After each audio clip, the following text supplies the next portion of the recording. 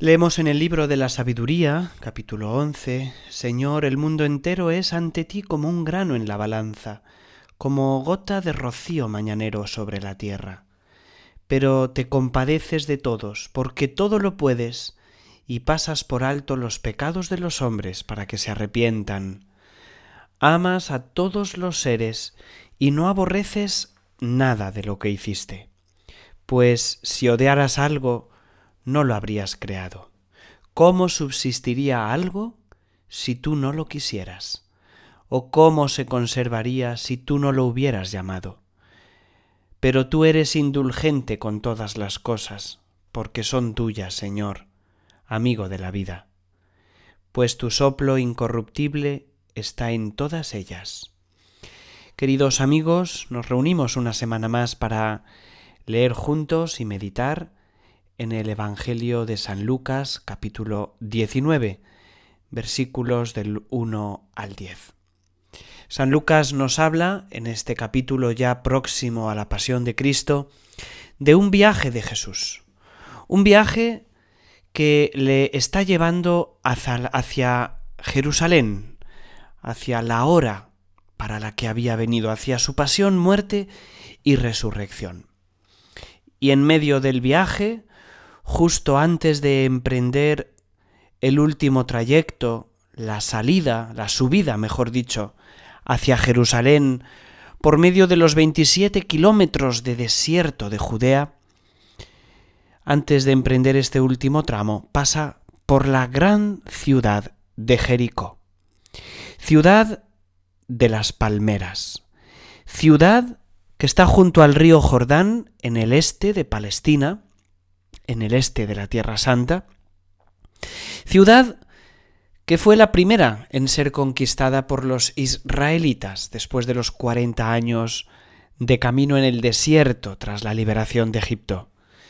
Jericó se encuentra en la zona más deprimida del mundo, a unos 300 metros por debajo del nivel del mar, junto al Mar Muerto, una ciudad llena de vegetación, una ciudad que emana leche y miel, como decían los antiguos, la ciudad de la libertad, la ciudad por la que accedieron a la tierra prometida nuestros hermanos y nuestros padres, los hijos de Abraham después de la esclavitud de Egipto. Jericó simboliza la libertad, simboliza también la riqueza, y porque era una ciudad rica, era también una ciudad de diversión. Era como Las Vegas para los israelitas. En Jerusalén tenían su casa cerca del templo, ciudad santa, ciudad del culto a Yahvé, pero muchos de ellos, los ricos, tenían otra casita, un chalet de vacaciones en Jericó, ciudad de descanso y de ocio. Como era una ciudad rica, Jericó tenía un equipo de pues por así decir, vamos a llamarlo en términos modernos, funcionarios de Hacienda. Había que recaudar, había que poner impuestos porque el Imperio Romano necesitaba mucho dinero para llevar adelante todas las guerras y todas las construcciones y todos los gastos que el sistema financiero y político requería. Por tanto, Jesús atraviesa Jericó y vamos a ver cómo y con quién se encuentra en este camino. En aquel tiempo Jesús entró en Jericó e iba atravesando la ciudad. En esto un hombre llamado Zaqueo, jefe de publicanos y rico, trataba de ver quién era Jesús, pero no lo lograba a causa del gentío porque era pequeño de estatura. Jesús atraviesa Jericó. Y este hombre del que se nos habla, Zaqueo, se nos dice que era jefe de publicanos. En griego, San Lucas utiliza una palabra muy simpática, architelones. Archi, es decir, el que está por encima, el que supervisa, el que manda sobre un equipo de publicanos. Ya vimos la semana pasada que los publicanos eran traidores del pueblo que se habían vendido al pueblo invasor, a los romanos, para pues exigir los impuestos, dárselos a Roma y de paso quedarse ellos con una rica comisión. Eran ladrones autorizados, eran apóstatas, porque para trabajar en este negocio tenían que dar culto a los dioses romanos. Apóstatas, traidores, malditos, un publicano era lo peor. Pero fijaos las curiosidades de la vida. Este hombre, este jefe de publicanos se llama Zaqueo. Zaqueo, que significa el justo, el santo, el inocente. Jamás un nombre estuvo tan en contradicción con la persona que lo llevaba. El inocente era un archipecador. Era rico. San Lucas gasta un poquito de tinta en decirnos algo que podría parecer evidente. ¿Qué necesidad hay de decir que Zaqueo es rico? Si es jefe de publicanos, es obvio. Es rico a costa de los pobres. Pero San Lucas nos lo dice como telón de fondo de la siguiente frase. Es un hombre jefe de publicano y rico que trata de ver quién es Jesús. Y esta frase, esta expresión, es el centro del Evangelio de hoy. El centro de todo el movimiento que vamos a contemplar. Trata de ver quién es Jesús. Zaqueo es rico, pero al mismo tiempo su corazón le dice que hay un vacío infinito dentro de él que no le permite ser feliz. Si eres rico, Zaqueo, ¿por qué buscas a Jesús? Si has logrado aquello por lo que tantos suspiran, no tener ningún problema económico, tener la vida resuelta, tener un puesto de trabajo fabuloso, si has conseguido llegar allí donde tanto habías deseado llegar, ¿por qué buscas a Jesús? ¿Por qué tu corazón está inquieto? ¿Por qué no descansa tu corazón? Jericó, ciudad de la diversión, es al mismo tiempo la ciudad de los corazones rotos.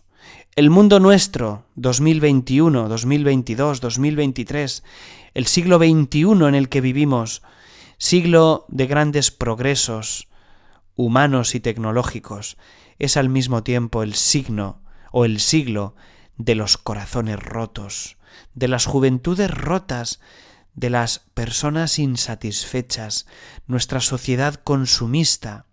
Jericó es el mundo entero, está llena de almas que buscan a Jesús y que lo buscan desesperadamente. Trataba de ver quién era Jesús. Y sí, Zaqueo tiene un batiburrillo intelectual de mucho cuidado. Fijaos, por un lado, le habían dicho que ese predicador de Nazaret había dedicado los discursos más terribles a los ricos, a la gente como él. ¡Ay de vosotros ricos! Porque ya habéis recibido vuestra paga en este mundo. El que no renuncia a sus riquezas no puede ser discípulo mío. Si queréis seguirme, renunciad a todo, incluso a vosotros mismos. No se puede servir a Dios y al dinero. Todas estas frases, de una u otra manera, le habían llegado a Zaqueo. Hombre rico. Jesús predica contra los ricos que a costa de los pobres viven en la opulencia. Recordamos también la parábola de Lázaro, el mendigo, y del rico Epulón. Pero por otro lado, también le llegan a Zaqueo noticias de que ese Jesús se dedica a autoinvitarse a comer en casa de publicanos y pecadores. ¿en qué quedamos? ¿De qué lado está Jesús? Que predica contra la riqueza, pero al mismo tiempo mis amigos publicanos del otro lado del Jordán o del otro lado del desierto me hacen llegar noticias de que han tenido a Jesús como huésped en su casa. ¿De qué lado está Jesús? Y este es el origen de la curiosidad de este hombre que es pequeño de estatura, pero grande de corazón. Zaqueo quiere salir de dudas. ¿De qué lado está Jesús? Quiere saber quién es Jesús. Dice el Evangelio, pero no lo lograba a causa del gentío, porque era pequeño de estatura. Queremos saber quién eres, Jesús, pero nos llegan tantas noticias contradictorias entre ellas sobre ti. ¿Quién eres de verdad, Jesús? Nos dicen que eres misericordioso, pero al mismo tiempo nos hablan de castigos. Nos dicen que perdonas, pero por otro lado eres un juez justo. Nos hablan de la ira de Dios, de la cólera de Dios, pero al mismo tiempo se nos dice que Dios se ha hecho uno de nosotros, chiquitín en Belén, se ha hecho hombre, se ha hecho niño indefenso. Dios nos ama con ternura, pero al mismo tiempo hay que cumplir los mandamientos para entrar en el cielo. ¿En qué quedamos? ¿Quién es Dios? ¿Cuál es el verdadero rostro de Dios? Y Zaqueo lo que hace es buscar un lugar que le aleje de esta multitud. Este gentío simboliza las muchas voces discordantes que llegan a nosotros. Jesús era un profeta, era un buen hombre, pero no era Dios. ¿Quién es Jesús? Vamos a salir al encuentro, vamos a ponernos el casco de exploradores y vamos a seguir a Zaqueo, a este que lleva el nombre de inocente, pero de inocente tiene poco. Corriendo más adelante, se subió a un sicomoro para verlo, porque tenía que pasar por allí. En primer lugar, Zaqueo pierde la vergüenza. Zaqueo no se cuida de la opinión de los demás. Zaqueo, en su ámbito, era un hombre importante y respetable. Podríamos pintarle con un maletín en la mano, corbata y traje. Era un hombre de los que cada mañana, prontito, madrugan para llenar las alforjas con el dinero ajeno, que de eso hay mucho. Y este buen Zaqueo, hombre respetable, se sube a un árbol para ver a Jesús. Pierde el miedo, pierde la prudencia humana, la vergüenza que tantas veces nos impide hacer cosas grandes por Dios, hacer locuras por conocer a Jesús. Se sube a un árbol, pero no a cualquier árbol, no, es un hombre listo.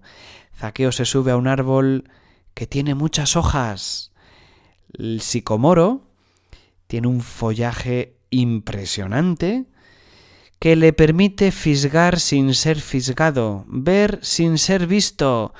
Aunque esté allá arriba, no le ven. Y cuántas veces también nosotros nos hemos querido acercar a Dios, a la fe, a la Iglesia, viendo sin ser vistos. Y de repente, ¿cuál es la sorpresa que se lleva Zaqueo? Vamos a seguir leyendo. Corriendo más adelante, repetimos, se subió a un sicomoro para verlo, porque tenía que pasar por allí. Jesús, al llegar a aquel sitio, levantó los ojos y le dijo: Zaqueo, date prisa y baja, porque es necesario que hoy me quede en tu casa. Lo imprevisible sucedió. Jesús le vio, aunque no se lo esperaba, y lo miró y le habló. 3 cosas hace Jesús. Jesús, al llegar a aquel sitio, se nos habla de una detención de Dios. Dios se para ante el pecador, ante el invisible, ante el maldito, ante el escondido, ante el condenado, ante el que sabe que ha traicionado a Dios y a su pueblo, ante el que sabe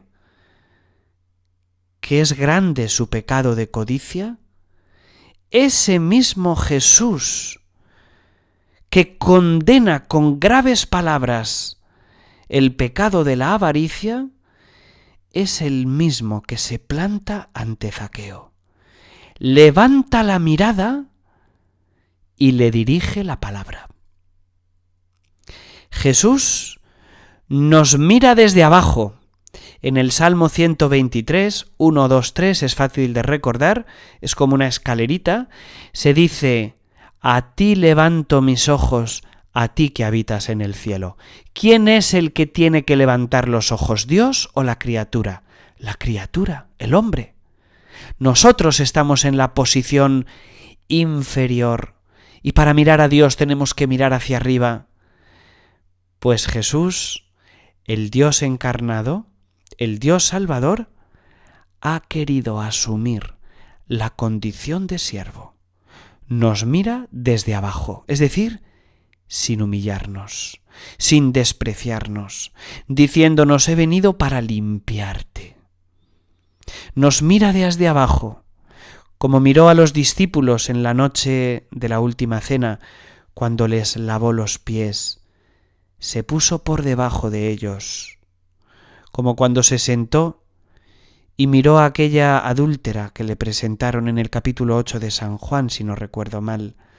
La mujer adúltera es mirada por Jesús desde abajo, desde la humildad de un Dios que nos sana y nos salva gratuitamente, sin pedirnos nada a cambio. Jesús nos mira desde abajo y nos dirige la palabra. Merecemos que Dios nos dirija la palabra después de todo lo que hemos pasado de Él en nuestra vida, después de todo lo que le hemos ofendido, después de todo lo que hemos buscado nuestra felicidad al margen de su amor. ¿Merecemos que Dios nos mire desde abajo y nos dirija la palabra? Para nada, no lo merecemos. Pero es que Dios nos ama no porque lo merezcamos, sino porque a Él le da la regalada gana de amarnos. Y cuando Jesús le mira y le dirige la palabra, lo primero que hace es pronunciar su nombre: Zaqueo. Inocente le llama, inocente. Jesús ve en él su inocencia, su pureza, no la que tiene por propio mérito, sino la que Jesús le está dando en ese momento. Jesús con su mirada está limpiando el pecado de Zaqueo, gratis, sin que medie ningún arrepentimiento, ningún acto de contrición. Dios nos perdona porque le da la gana. Dios nos ama incluso antes de que le pidamos perdón. Y es este Dios amoroso el que obrará el milagro de la conversión de Zaqueo. Le dice: inocente, puro. Jesús le llama, mirando más allá de su pecado, porque el pecado no nos define. Mi pecado no soy yo, es un pegote que Jesús puede destruir con una sola mirada de amor. Fijaos cómo nos mira Dios.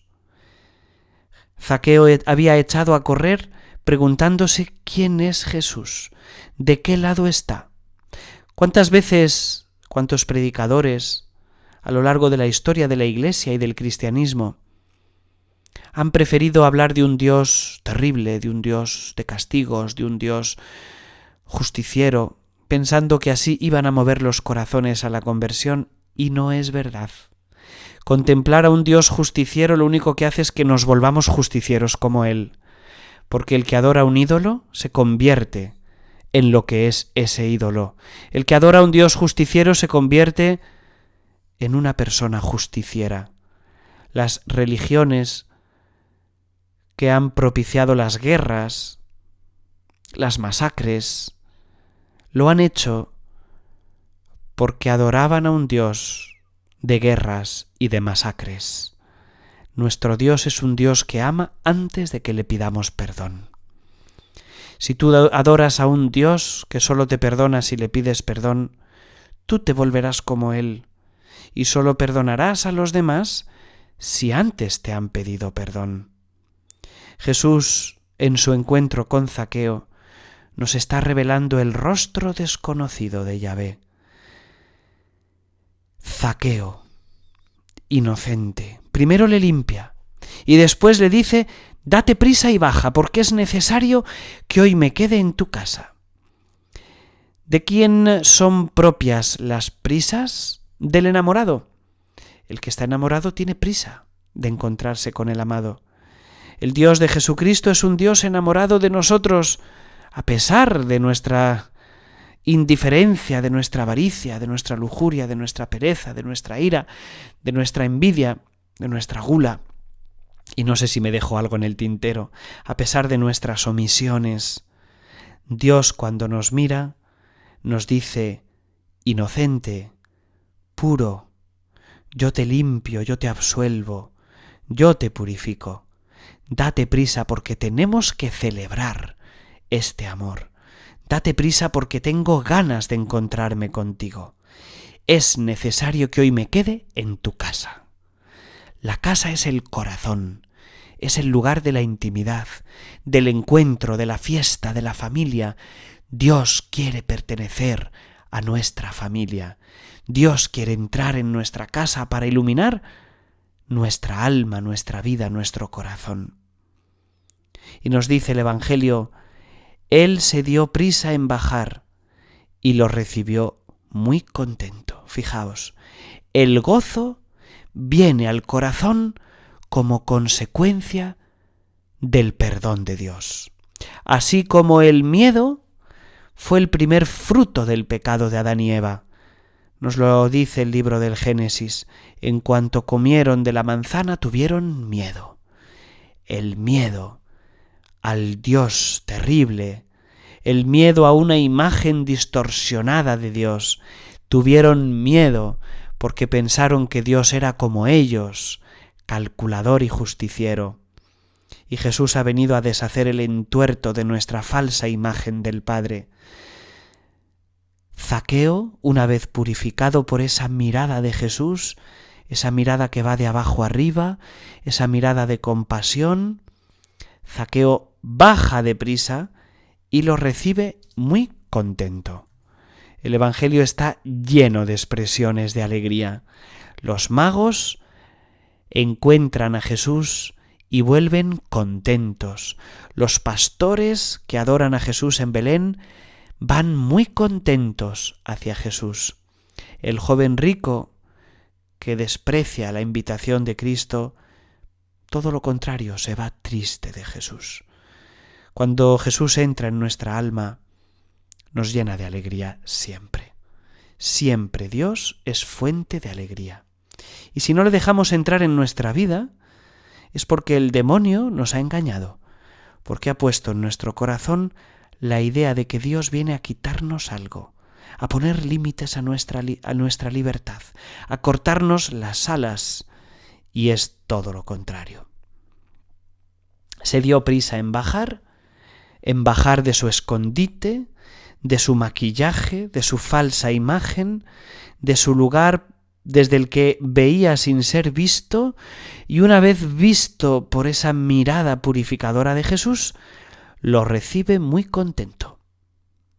¿Y qué sucede, queridos amigos? Que todos lo celebran. No, eso lo hubiéramos deseado, pero no es así. No lo celebran. Dice Lucas: al ver esto, todos murmuraban diciendo: ha entrado a hospedarse en casa de un pecador. Ya empezamos. Jesús es perseguido porque presenta la imagen de un Dios que ama al pecador. Y los justos, los buenos, los fariseos, los cumplidores, incluso los discípulos, porque San Lucas no se corta un pelo, nos lo dice claramente, todos criticaban, todos empezaron a murmurar, también los discípulos. San Pedro estaría enfadadísimo. O sea, yo pescando toda la vida para que este ladrón autorizado me cobre a mí los impuestos, mientras yo trabajo de noche pescando, vive gratis robándome lo que yo gano, y ahora el maestro se va a comer con él. ¿Pero esto qué es? Indignados estaban todos de que Jesús mostrara tanto amor y tanto perdón a aquel hombre. Y decían: ha entrado a hospedarse en casa de un pecador. Y no era la primera vez que criticaban a Jesús por entrar a hospedarse en casa de un pecador. Jesús también viene a nuestra vida. Somos pecadores, pero Él nos llama por nuestro nombre, nos hace justos e inocentes por su misericordia, y entonces llega el gran milagro. Dice San Lucas: pero Zaqueo, puesto en pie, y este verbo es muy importante porque en griego es un verbo en voz pasiva, no es que él se pone de pie, sino empujado desde dentro por una fuerza a ponerse en pie. Lo que le pone en pie a Zaqueo no es su fuerza personal, sino el haberse encontrado con el amor de Dios. Dijo al Señor: mira, Señor, la mitad de mis bienes se la doy a los pobres, y si he defraudado a alguno, le restituyo 4 veces más. El cambio de vida, el cambio moral, vendrá a nuestras vidas cuando experimentemos que somos Zaqueo, que hemos traicionado a Dios, que hemos traicionado a los nuestros, que nos hemos apegado a las cosas, a los placeres, a los poderes, a nuestra propia imagen. Cuando descubramos que Dios nos ama a pesar de nuestros pecados, entonces empezaremos a amar también nosotros a la manera de Dios, y no antes. No es al revés, que porque yo amo, que porque yo me esfuerzo, que porque yo me lo propongo, que porque yo voy siendo cada día mejor, por eso Dios me autoriza a entrar en mí, se autoriza a sí mismo a entrar en mi casa. Por eso Dios se digna a entrar en mi casa. No, Dios entra en mi casa porque le da la gana. Dios me ama porque es un Dios de vida y no de muerte. Porque Dios condena el pecado, pero no al pecador. Fijaos, el mundo hace todo lo contrario. El mundo alaba el pecado, el mundo entendido como todo ese movimiento de criterios, de maneras de ver la vida, de superapóstoles televisivos. El mundo alaba el pecado, promueve el pecado. El mundo promueve cualquier cosa que se oponga al Evangelio, pero luego se ríe y desprecia al pecador. Cuando alguien es pillado robando, traicionando, siendo infiel, el mundo lo abandona, se ríe de él y lo humilla públicamente. Jesús es todo lo contrario. Jesús condena el pecado porque nos ama, porque el pecado nos hace daño, porque es veneno para el alma y para el cuerpo, porque es veneno para los hijos de Dios. Pero cuando se encuentra con el pecador, Jesús no ve el pecado, Jesús ve la persona a la que salvar de su pecado. Y ante esta experiencia de amor gratuito de Dios, el hombre cambia de vida. Jesús le dijo: hoy ha sido la salvación de esta casa, pues también este es hijo de Abraham, porque el Hijo del Hombre ha venido a buscar y a salvar lo que estaba perdido. Hoy nos toca hacer un examen de conciencia. ¿Quién es Jesús? Nos toca responder a esta pregunta que se hacía Zaqueo en su corazón, este hombre pequeño de estatura, pero grande de corazón. Se pregunta: ¿quién es Jesús? ¿De qué lado está Jesús? Jesús está del lado del pecador, del lado del pobre, del lado del humilde. ¿Qué mayor pobreza, qué mayor humillación que el propio pecado? Jesús desprecia el pecado, pero ama al pecador. Jesús nos muestra nuestros pecados para darnos esperanza. Jamás la Iglesia predica que existe el pecado para humillarnos y para hundirnos.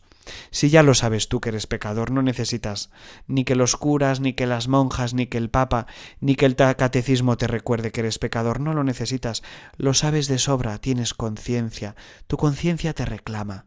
La misión de la Iglesia no es señalar y acusar, es identificar el pecado para librar al pecador, para decirte: tus pecados te son perdonados.